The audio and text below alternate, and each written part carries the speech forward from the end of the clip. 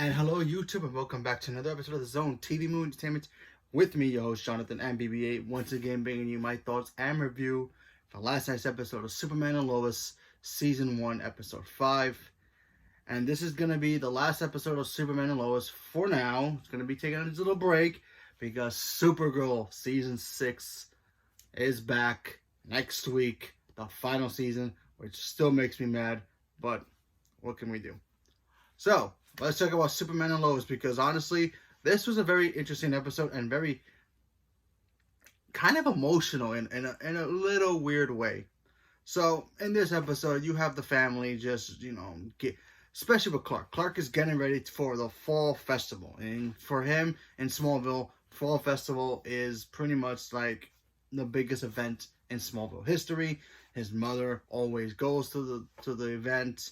It's like kind of like a flea market celebration where everybody brings their best crops, fun and games, carnival style kind of thing without the actual rides.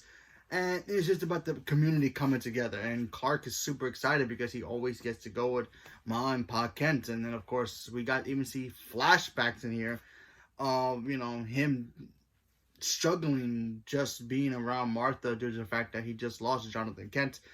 And, that was his rock, his strength at the time before Lois came along that he needed. And, we got to see that, him struggling with him being raised alone by just Martha. And, seeing Martha Kent, raise Clark Kent by herself, shows how special she was. I mean, without Martha Kent, there is no Superman. I think without her, he doesn't become who he is. Yeah, sure, you could say that Jonathan Kent helped as well, but yeah, when he passes away in any version of comics, movies, or television, or whatever it is, Martha Kent is always that one person who always grounds him in such a way to make him be a better person, teaching the values of what he has to do, not only as a teenager, learn to control his powers, even in Smallville. If you guys remember in Smallville, Martha Kent was always his rock. Sure, Jonathan Kent was there throughout the whole season, through season 1 through 5, but still, even when after Jonathan Kent's passing of that show, Martha Kent became his ultimate rock, and he needed her to become who he is. He kept his father's, influences in his mind as well, and his heart as well, but still, he needed that. So we also got to see lots of flashbacks. Him first time fighting crime, from him having arguments with Martha, so that was pretty cool. I liked that.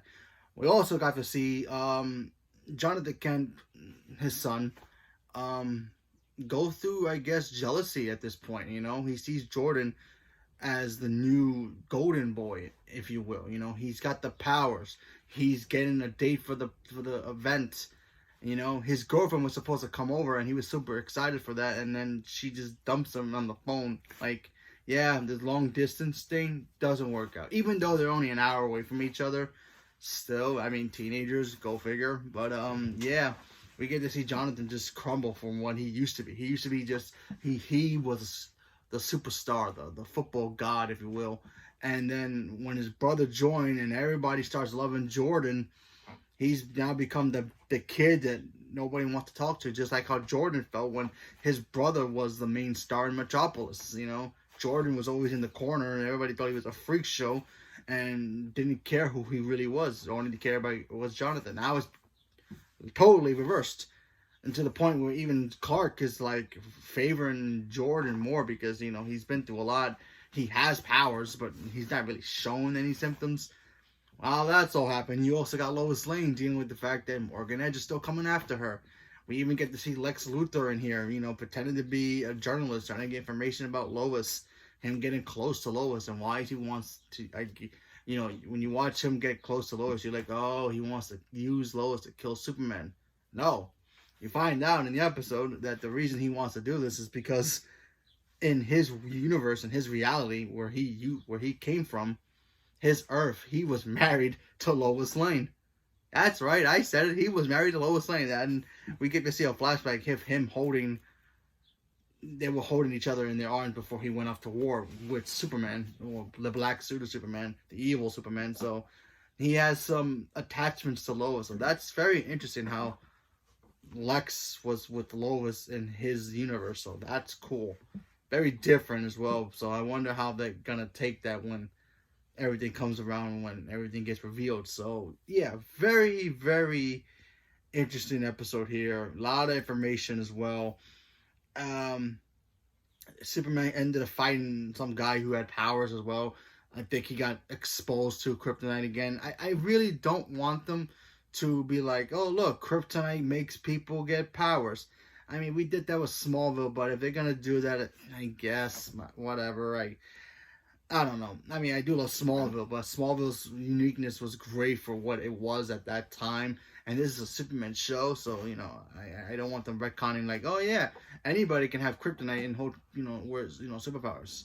Lex had kryptonite too, and he never got powers. I mean, he did to eventually. Listen to Apple Music, go to the Alexa mobile stop. app and link your account. Sorry about that. Anyway, so, he got that as well, but not all the time. And I just don't want them to just, make it every episode a new villain shows up because of the kryptonite. But we're just going to have to wait and see what happens. And hopefully we get to see what's going to hold for Superman when he finds out that, Lex wants to kill him because from his timeline or his universe, he's evil. So maybe they'll work together to try to fix that. Maybe he'll go to his universe and help him out, take him out or something. Maybe they can become friends or something. I doubt it, but who knows?